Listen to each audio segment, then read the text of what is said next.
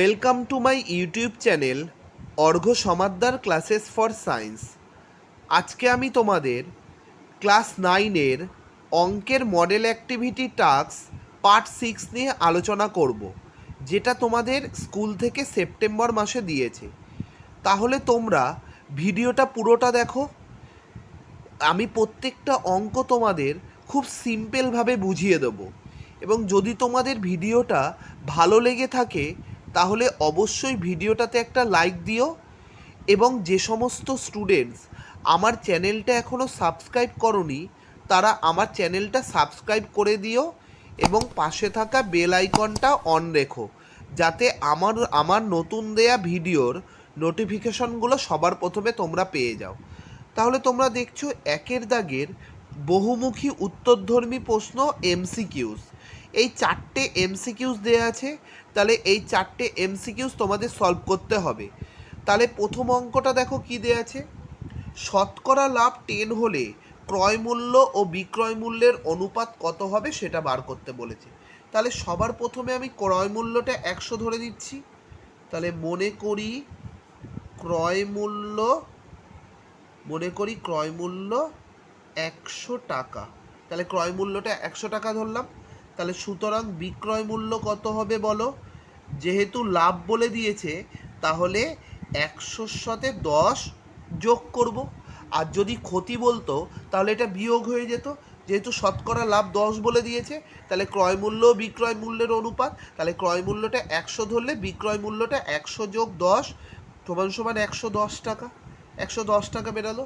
এবার প্রশ্নের দিকে দেখো কি বলেছে, ক্রয় মূল্য বিক্রয় মূল্যের অনুপাত চেয়েছে। লিখবো সুতরাং ক্রয় মূল্য ও বিক্রয় মূল্যের অনুপাত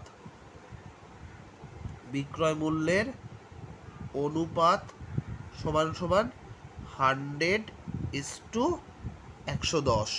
তাহলে দেখো একটা শূন্য এখান থেকে একটা শূন্য ক্যান্সেল হয়ে গেলে কি হবে, 10:11। এটাই আনসার। দেখে নাও অপশন। তাহলে দেখো 4টে অপশন দেওয়া আছে, তাহলে অপশন সি এরটা হচ্ছে সঠিক উত্তর। দেখো 2-এর দাগের প্রশ্নটা দেখছো, ত্রিভুজ এবিসি এর এবি বাহুর মধ্যবিন্দু ডি দিয়ে বিসি এর সমান্তরাল ডিই টানা হলো, যা এসি বাহুকে ই বিন্দুতে ছেদ করলো। তাহলে এই সমান কত হবে। প্রথম অপশনটা 1/3 AC, তারপরটা 1/2 AC, তারপরটা এই সমান 1/4 AC, না এই সমান 2/3 AC। দেখো আমি ছবি এঁকেছি, চিত্রটা এঁকেছি। তাহলে এবিসি একটা ত্রিভুজ, এই ত্রিভুজের দেখো, তাহলে এবিসি ত্রিভুজের এবি বাহুর মধ্যবিন্দু নিয়েছি ডি। এবার ডি বিন্দু দিয়ে বিসি এর সমান্তরাল টানলাম ডিই। তাহলে বিসি এর সমান্তরাল ডিই টানলাম, যা এসি বাহুকে ই বিন্দুতে ছেদ করেছে। তাহলে এসি বাহুকে ই বিন্দুতে ছেদ করেছে। তাহলে এটা মনে রাখবে, তাহলে এই যে এই এসির হচ্ছে সবসময় অর্ধেক হবে। কারণ হচ্ছে এই যদি এই আর ইসি যদি সমান হয়, মানে এই আর ইসি ধরো যদি ইটা যদি এসি এর মধ্যবিন্দু হয়, তাহলে এসির মধ্যবিন্দু যদি ই হয়, তাহলে এই আর ইসি সমান হবে। তাহলে নিশ্চয়ই এই হচ্ছে এসির অর্ধেক হবে। তাহলে অপশন বি এরটা হবে সঠিক উত্তর। তাহলে এই সমান 1/2AC। দেখো 3-এর দাগের প্রশ্নটা কি আছে, যে অর্ধবৃত্তাকার চাকতির ব্যাসার্ধের দৈর্ঘ্য 10.5 সেমি, তার পরিসীমা কত হবে। তাহলে 4টে অপশন দেওয়া আছে দেখো।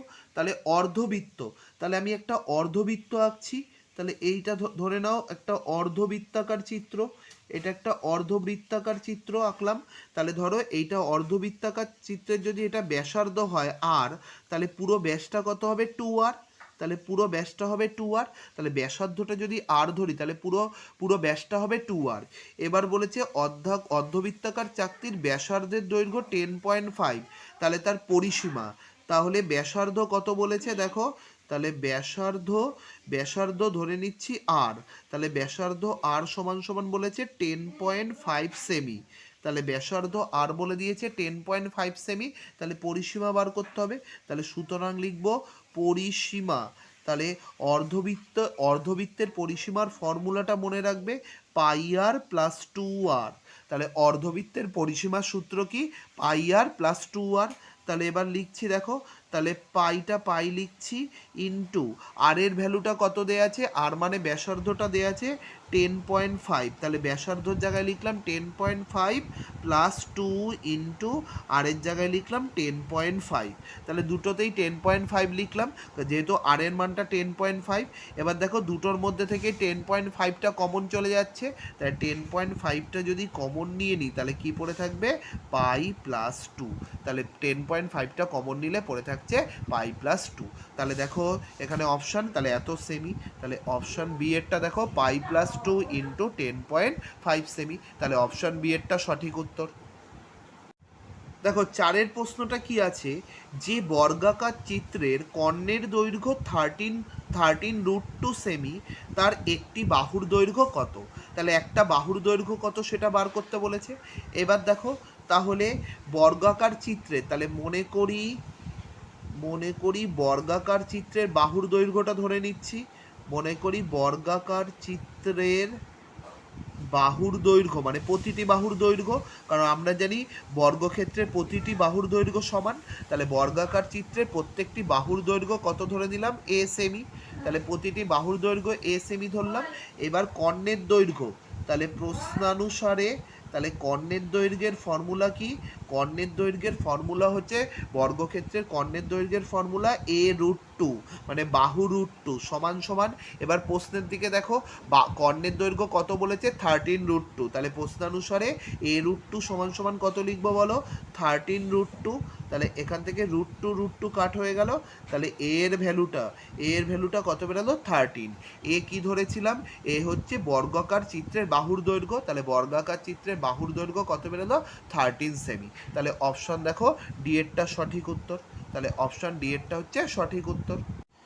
এবার দেখো দুইয়ের দাগের সত্য বা মিথ্যা, এখান থেকে আবার চারটে অঙ্ক করতে দিয়েছে দুইয়ের দাগের সত্য মিথ্যে। তাহলে প্রথম অঙ্কটা দেখো কি আছে, ধার্য মূল্যের ওপর ছাড় নির্ভর করে।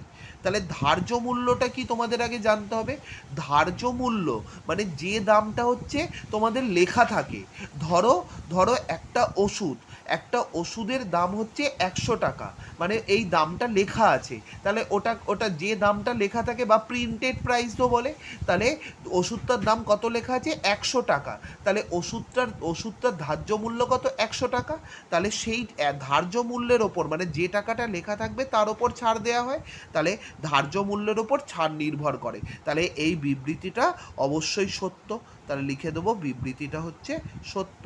পরের প্রশ্নতে আসছি দেখো, দুইয়ের প্রশ্নটা কি আছে, পরিসংখ্যা বহুভুজ অঙ্কনের জন্য প্রথম শ্রেণীর ঠিক আগের একটি শ্রেণীর পরিসংখ্যা হবে 0। তাহলে কি বলছে, পরিসংখ্যা বহুভুজ অঙ্কনের জন্য প্রথম শ্রেণী যেটা ঠিক আগের শ্রেণীর পরিসংখ্যা হবে 0, তাহলে এটা অবশ্যই সত্য বিবৃতি, তাহলে মনে রাখবে বিবৃতিটা হচ্ছে সত্য, তাহলে বিবৃতিটা হচ্ছে সত্য, এটা মনে রাখবে যে প্রথম শ্রেণীর ঠিক আগের একটি শ্রেণীর পরিসংখ্যা হচ্ছে 0 হয়। তারপরে দেখো তিনের দাগের প্রশ্নটা কি আছে, দেখো একটা চিত্র দেয়া আছে, পাশে একটা ছবি দেয়া আছে, তাহলে প্রশ্নটা পড়ছি আমি, চিত্রে এ বি সি ডি বর্গক্ষেত্র, তাহলে এ বি সি ডি একটা বর্গক্ষেত্র, আর এ বি ই এফ দেখো A B E F rhombus আছে, তাহলে কি বলেছে, চিত্রে এ বি সি ডি বর্গক্ষেত্রের ক্ষেত্রফল A B E F rhombus আকার ক্ষেত্রফলের সমান না, এই বিবৃতিটা মিথ্যা হবে, কারণ এটা মনে রাখবে যে বর্গক্ষেত্রের ক্ষেত্রফলটা রম্বস যেটা দেয়া আছে মানে বর্গক্ষেত্রের ক্ষেত্রফল সর্বদা রম্বসের ক্ষেত্রফলের থেকে বেশি হবে, সমান হবে না, মানে এবিসিডি বর্গক্ষেত্রের ক্ষেত্রফল এ বি ই এফ রম্বসের ক্ষেত্রফলের থেকে বড় হবে মানে গেটার হবে, তাই এই বিবৃতিটা হচ্ছে মিথ্যা বিবৃতি। চারের প্রশ্নটা কি আছে দেখো, প্রতিটি বৃত্তের পরিধি ও ব্যাসের দৈর্ঘ্যের অনুপাত একটি নির্দিষ্ট সংখ্যা, তাহলে বৃত্তের পরিধি আর ব্যাস, এবার আমরা জানি বৃত্তের পরিধির ফর্মুলা কত বলো, বৃত্তের পরিধির ফর্মুলা হচ্ছে 2 পাই আর, তাহলে বৃত্তের পরিধির সূত্র মনে রাখবে 2πr। এবার বৃত্তের পরিধি কোনটা, ধরো এটা একটা বৃত্ত, এই বৃত্তের পুরো যে গোলটা মানে বৃত্তটা যে রেখা দ্বারা সীমাবদ্ধ সেইটাকে বলছে পরিধি, আর ব্যাস মানে কেন্দ্রগামী যে সরল রেখা সেটাকে বলা হয় ব্যাস। তাহলে এই পুরো গোলটাকে বলছে পরিধি, আর ব্যাস মানে কেন্দ্রগামী যে সরল রেখা সেটাকে বলা হচ্ছে ব্যাস। তাহলে বৃত্তের পরিধি হচ্ছে 2πr, আর বৃত্তের ব্যাস কত বলো, বৃত্তের ব্যাসার্ধ যদি r হয় তাহলে ব্যাস হবে 2r। এবার এই দুটোর অনুপাত করে দাও, তাহলে 2πr ইস টু 2r, সেটাই বলেছে যে পরিধি আর ব্যাসের অনুপাতটা। তাহলে 2πr ইস টু মানে বাই লিখতে পারি, বাই 2r, ইস টু মানে বাই লিখতে পারি, এই টু এই আর কাট হয়ে গেল, তাহলে কি পাওয়া গেল, পাই। তাহলে পাই, আমরা জানি পাই একটা অবশ্যই ধ্রুবক সংখ্যা বা একটা নির্দিষ্ট সংখ্যা, তাহলে আমি বলতে পারি যে বিবৃতিটা হচ্ছে সত্য। তাহলে লিখে দেবে বিবৃতিটা হচ্ছে সত্য বিবৃতি। এবার দেখো 3 দাগের সংক্ষিপ্ত উত্তরধর্মী প্রশ্ন। তাহলে প্রথম প্রশ্নটা কি আছে, প্রথম প্রশ্নটা আছে 10টি পেনের ক্রয় মূল্য 8টি পেনের বিক্রয় মূল্যের সমান হলে শতকরা লাভ নির্ণয় করো। তাহলে 10টি পেনের ক্রয় মূল্য 8টি পেনের বিক্রয় মূল্যের সমান হলে শতকরা লাভ কত সেটা বার করতে বলেছে, ভালো করে বোঝো। তাহলে 10টা পেনের ক্রয় মূল্য মানে 10টা পেন যে দামে কেনা হয় 8টি পেনের বিক্রয় মূল্যের সমান, 8টি পেন সেই দামে বিক্রি করা হয়, তাহলে শতকরা লাভ কত। তাহলে ধরে নিচ্ছি মনে করি একটি পেনের ক্রয় মূল্য, তাহলে একটি পেনের ক্রয় মূল্য হচ্ছে এক্স টাকা। তাহলে একটি পেনের ক্রয় মূল্য ধরে দিলাম এক্স টাকা। এবার কি বলেছে, তাহলে 10টি পেনের ক্রয় মূল্য 8টি পেনের বিক্রয় মূল্যের সমান। তাহলে একটি পেনের ক্রয় মূল্য যদি এক্স টাকা হয় তাহলে 10টি পেনের ক্রয় মূল্য কত হবে, 10x টাকা। তাহলে একটি পেনের যদি ক্রয় মূল্য x টাকা হয় তাহলে 10টা পেনের ক্রয় মূল্য হবে 10x টাকা। তাহলে 8টা পেনের ক্রয় মূল্য কত হবে বলো, 8x টাকা। তাহলে একটা পেনের ক্রয় মূল্য বা যে টাকায় কেনা হয় সেটা যদি x ধরি তাহলে 8টা পেনের হবে 8x, তাহলে 10টা পেনের কত, 10x। এবার প্রশ্নের দিকে দেখো, 10টি পেনের ক্রয় মূল্য 8টি পেনের বিক্রয় মূল্যের সমান। এবার তাহলে 8টি পেন কত টাকায় কিনেছে বলো, 8x টাকায়, কিন্তু 8টা পেন বিক্রি করছে 10টি পেনের ক্রয় মূল্যের সমানে, মানে 10টি পেনের ক্রয় মূল্য কত, 10x, তার মানে 8টা পেন বিক্রি করছে 10x টাকায়। তাই লিখবো সুতরাং 8টি পেনের বিক্রয় মূল্য, তাহলে কি লিখবো, 8টি পেনের বিক্রয় মূল্য হচ্ছে কত, 10x টাকা। তাহলে কিনছে হচ্ছে 8x টাকায়, বিক্রি করছে 10x টাকায়, তাহলে অবশ্যই লাভ হচ্ছে। তাহলে লাভ হয়, তাহলে লাভ বার করতে গেলে সবসময় মনে রাখবে বিক্রয় মূল্য থেকে ক্রয় মূল্য মাইনাস করব। তাহলে বিক্রয় মূল্য কত, 10x, আর ক্রয় মূল্য কত, 8x। তাহলে 10x থেকে 8x মাইনাস করলে হচ্ছে 2x টাকা। তাহলে কত বেরোলো বলো, লাভ কত বেরোলো, 2x টাকা। এবার একটু প্রশ্নের দিকে দেখো, শতকরা লাভ। তাহলে মনে রাখবে সবসময় লাভ বা ক্ষতি সবসময় ক্রয় মূল্যের ওপর নির্ণয় করতে হয়। তাহলে আমি এক সাইডে লিখছি ক্রয় মূল্য আর একদিকে লিখছি হচ্ছে লাভ। তাহলে একদিকে লিখছি ক্রয় মূল্য, একদিকে লাভ। তাহলে বলো কত টাকায় কিনেছিল পেনগুলো, তাহলে পেনগুলো হচ্ছে কিনেছিল 8x টাকায়, আর লাভ হচ্ছে কত, 2x। তাহলে শতকরা মানে 100-এ কত, তাহলে 100-এ কত, এই সম্পর্কটা হবে সরল সম্পর্ক। তাহলে সরল সম্পর্ক হবে, তাহলে সরল সম্পর্ক যদি হয় তাহলে সমানুপাতিটা কি হবে, তাহলে সুতরাং সরল সমানুপাতিটি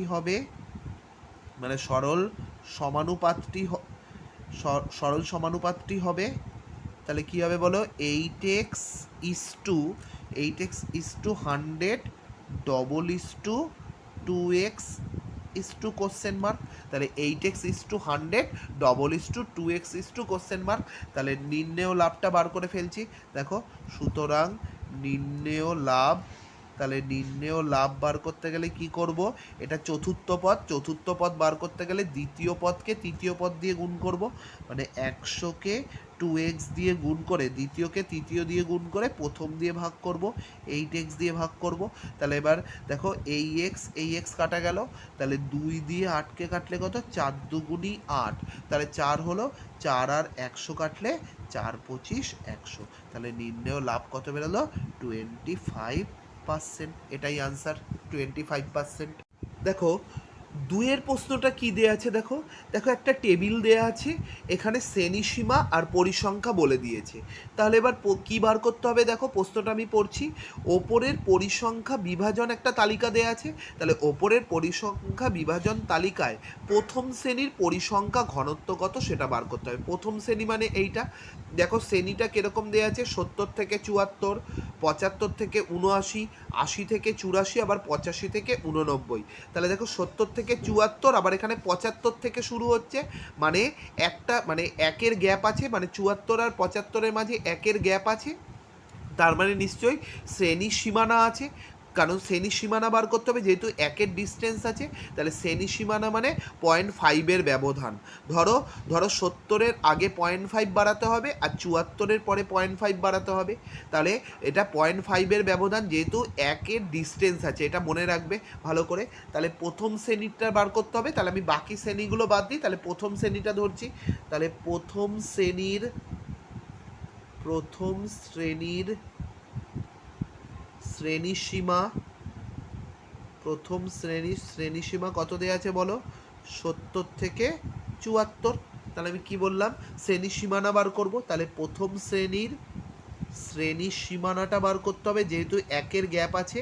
তাহলে কি বললাম, তাহলে শ্রেণীসীমানাটা বলতে 0.5-এর ব্যবধান, তাহলে 70-এর 0.5 আগে 69.5, আর 74-এ 0.5 ঘর পর নেবো, তাহলে 74.5, তাহলে এটা শ্রেণীসীমানা বেরালো। এবার শ্রেণী দৈর্ঘ্যটা বার করে ফেলি, তাহলে প্রথম শ্রেণী দৈর্ঘ্য, তাহলে শ্রেণী দৈর্ঘ্য বার করতে গেলে উচ্চ সীমা থেকে নিম্ন সীমা বাদ দেবো, তাহলে উচ্চ সীমা কত বলো, 74.5 থেকে 69.5 মাইনাস করব, তাহলে এটা বিয়োগ করলে আসবে 5, তাহলে শ্রেণী দৈর্ঘ্য কত বেরোলো বলো, 5। এবার প্রশ্নের দিকে একটু দেখো, প্রথম শ্রেণীর পরিসংখ্যা কত বলেছে, 3, তাহলে লিখবো সুতরাং প্রথম শ্রেণীর হচ্ছে প্রথম শ্রেণীর পরিসংখ্যা, তাহলে প্রথম শ্রেণীর পরিসংখ্যা হচ্ছে সমান সমান 3। এবার কি বার করতে বলেছে, পরিসংখ্যা ঘনত্ব, লিখব সুতরাং প্রথম শ্রেণীর পরিসংখ্যা ঘনত্ব, তাহলে প্রথম শ্রেণীর পরিসংখ্যা ঘনত্ব মনে রাখবে, পরিসংখ্যা ঘনত্ব বার করতে গেলে পরিসংখ্যাকে শ্রেণী দৈর্ঘ্য দিয়ে ভাগ করতে হয়, তাহলে পরিসংখ্যা বাই শ্রেণী দৈর্ঘ্য, তাহলে পরিসংখ্যাকে কি দিয়ে ভাগ করব বলো, শ্রেণী দৈর্ঘ্য দিয়ে, তাহলে পরিসংখ্যাকে শ্রেণী দৈর্ঘ্য দিয়ে ভাগ করো, বলো পরিসংখ্যা কত বেরিয়েছে, কত দেয়া আছে 3, আর শ্রেণী দৈর্ঘ্য কত বেরিয়েছে বলো 5, তাহলে 3/5, এটাকে ভাগ করলে কত আসবে, 3-কে 5 দিয়ে ভাগ করলে আসবে হচ্ছে 0.6, এটাই আনসার পাওয়া গেল। দেখো 3-এর দাগের প্রশ্নটা কি আছে, দেখো একটা এবিসি একটা ত্রিভুজ আঁকা আছে, তাহলে প্রশ্নটা কি বলেছে, চিত্রে এবিসি ত্রিভুজাকার ক্ষেত্রফল বলেছে 96 বর্গমিটার এবং ভূমি বলেছে 20 মিটার, তাহলে ত্রিভুজটির উচ্চতা এইচ মিটার নির্ণয় করো। তাহলে পাশে দেখো ছবিটা কি দেওয়া আছে, এবিসি, এটার উচ্চতাটা কি দেওয়া আছে এডি, এটা বলে দিয়েছে এইচ মিটার, আর ভূমিটা কি দেওয়া আছে বিসি, তাহলে বিসি বলে দিয়েছে 20 মিটার, তাহলে তোমাদের উচ্চতাটা কত সেটা বার করতে বলেছে।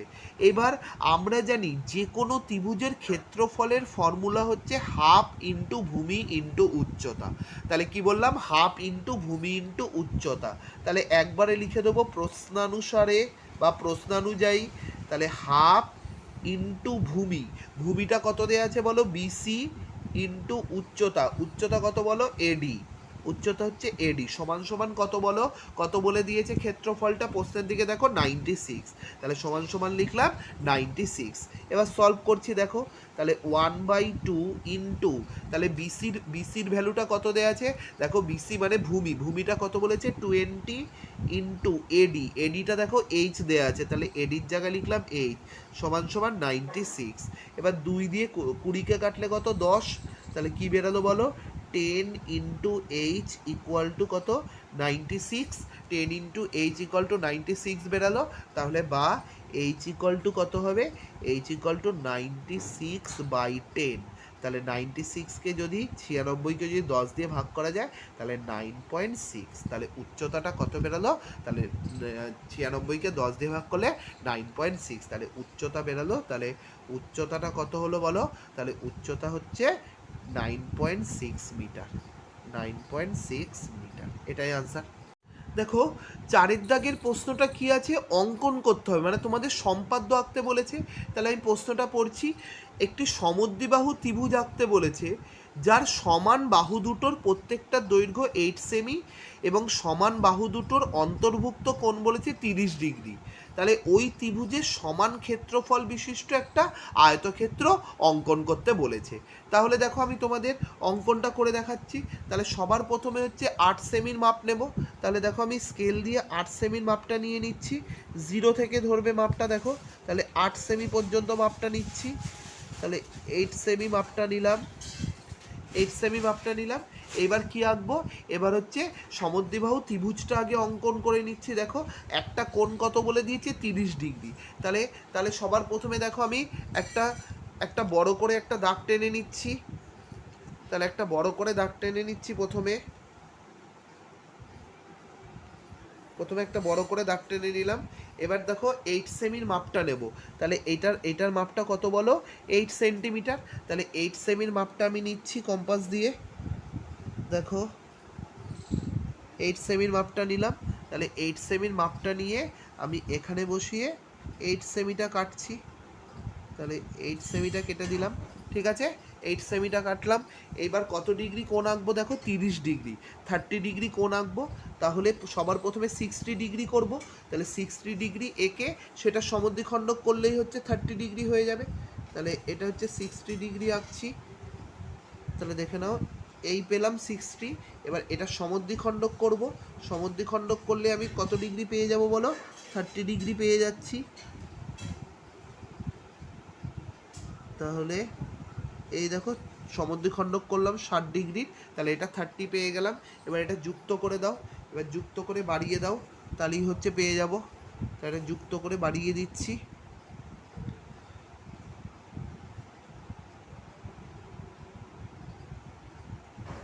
দেখো যুক্ত করে বাড়িয়ে দিলাম, এটা হচ্ছে 30 ডিগ্রি পেলাম। এবার সমদ্বিবাহু বলেছে, সেহেতু কি হবে, দুটো বাহুর মান হচ্ছে সমান হবে, মানে 8 সেন্টিমিটার হবে। আমি আবার 8 সেন্টিমিটার মাপটা দেখো কম্পাস দিয়ে নিয়ে নিলাম। তাহলে এখান থেকে 8 সেন্টিমিটার আমি চাপটা কেটে নিচ্ছি। তাহলে 8 সেন্টিমিটার চাপ কেটে নিলাম। এবার দেখো ত্রিভুজটা পেয়ে গেলাম। এবার এইটার সাথে এটা যুক্ত করে দাও, তাহলে ত্রিভুজটা আমি সমদ্বিবাহু ত্রিভুজটা পেয়ে গেলাম।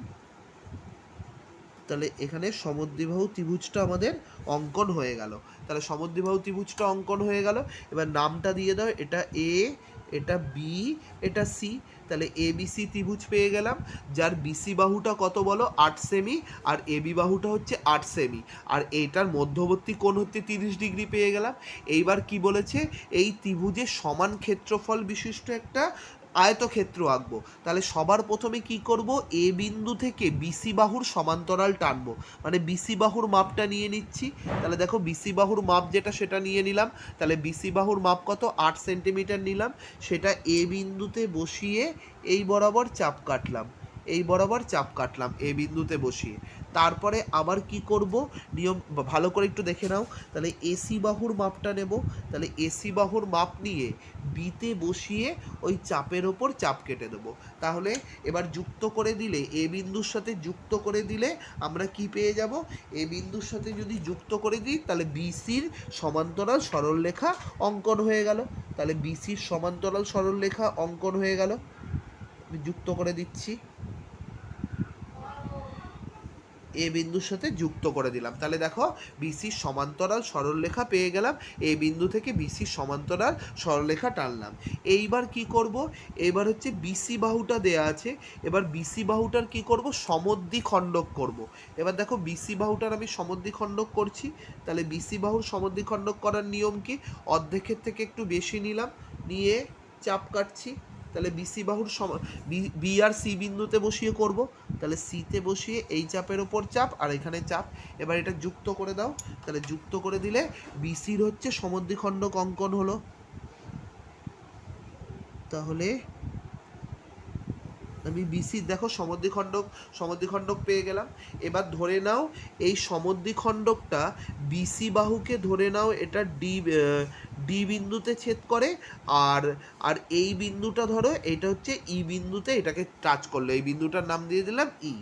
এবার আমি কি করব দেখো, এবার বি বিন্দুতেই আমি যেখানে 30 ডিগ্রি কোণ এঁকেছি সেটা 90 ডিগ্রি কোণ এঁকে দেবো।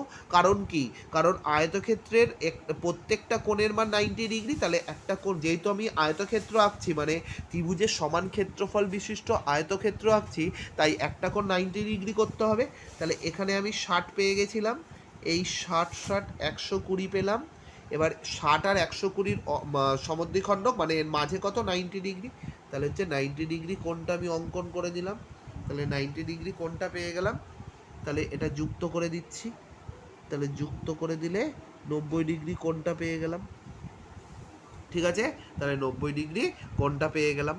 তাহলে এখানে দেখো এইটার নাম দিয়ে দাও, এটা ধরো ই, আর এখানে যেখানে টাচ করলো এই বিন্দুটার নাম দিয়ে দিলাম এফ।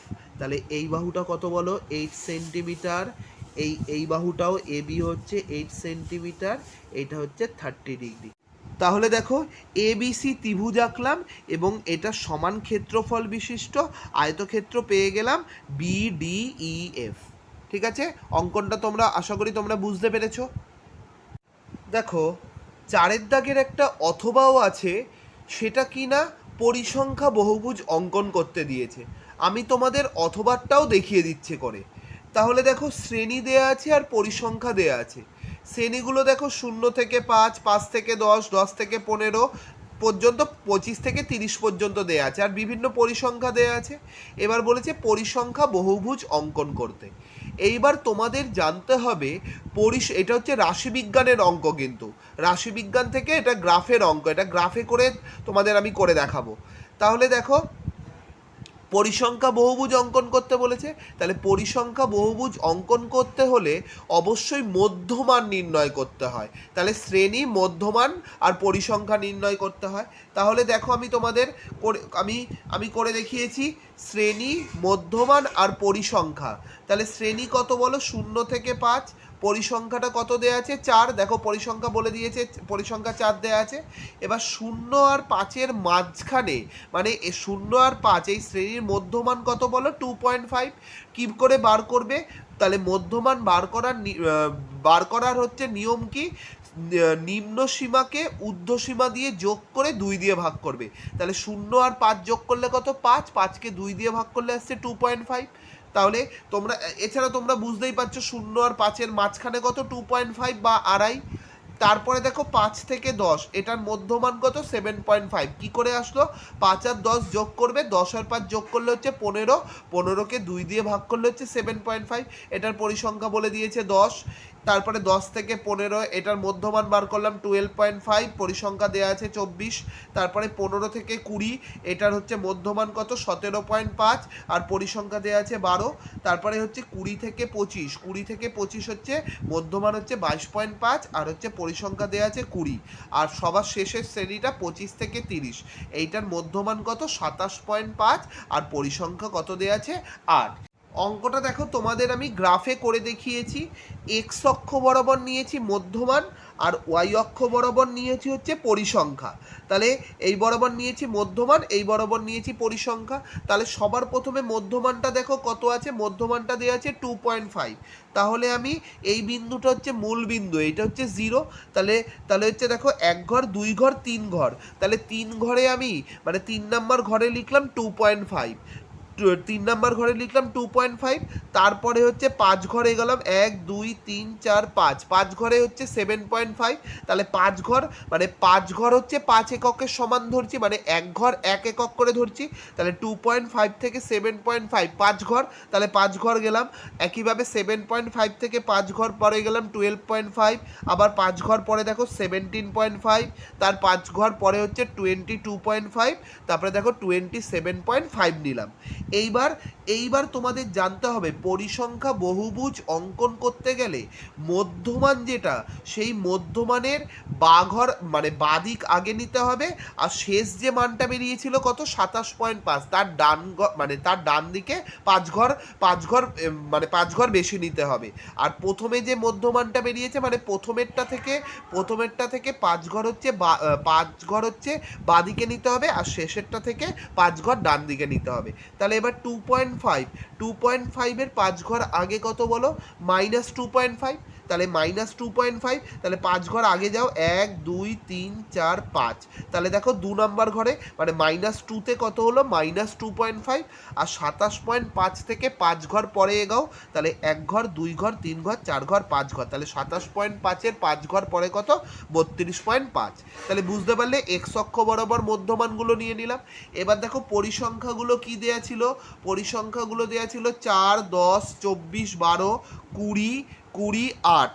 তাহলে আমি পরিসংখ্যাগুলো হচ্ছে ওয়াই অক্ষ বরাবর নিয়ে নিলাম, তাহলে এগুলো 1 এককই ধরলাম, প্রত্যেকটা ঘর 1 এককের সমান। তাহলে এইখানে 4, এই নিলাম 8, তারপরে 10 12, এখানে নিয়েছি 20, আর সবার শেষে দেখো 24। তাহলে প্রত্যেকটা ঘর দেখো 1 একক করেই ধরেছি, 1 একক ধরে এগিয়েছি। তাহলে 4 ঘরে 4, একইভাবে 8 নাম্বার ঘরে 8, মানে 8 নাম্বার ঘরে 8 লিখলাম। তাহলে পরিসংখ্যাগুলো আমি ওয়াই অক্ষ বরাবর নিয়ে নিলাম। এইবার দেখো, এইবার হচ্ছে গ্রাফে মানগুলো বসাবো। তাহলে 2.5 মধ্যমান, তখন পরিসংখ্যাটা কত 4। তাহলে দেখো 2.5, দেখো 2.5 কত বরাবর উঠলো 4 বরাবর, তাহলে এখানে একটা পয়েন্টস পেলাম। একইভাবে সিমিলারলি দেখো 7.5 কত ঘর অবধি যাবে, 7.5 কত ঘর বলেছে দেখো 10, তাহলে 7.5 কত ঘর অবধি উঠালাম 10 ঘর অবধি।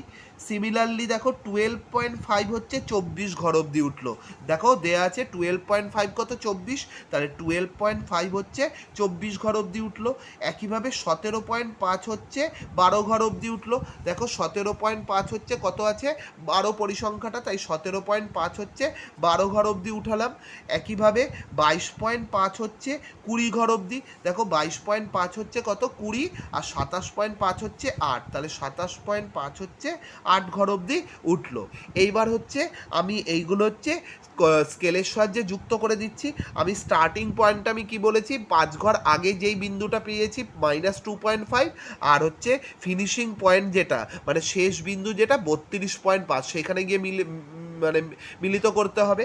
তাহলে দেখো -2.5 থেকে স্টার্ট করে প্রত্যেকটা হচ্ছে যেই পয়েন্টসগুলো পেয়েছি সেইগুলো যুক্ত করে দিয়ে দেখো একটা পরিসংখ্যা বহুভুজ পেয়ে গেছি।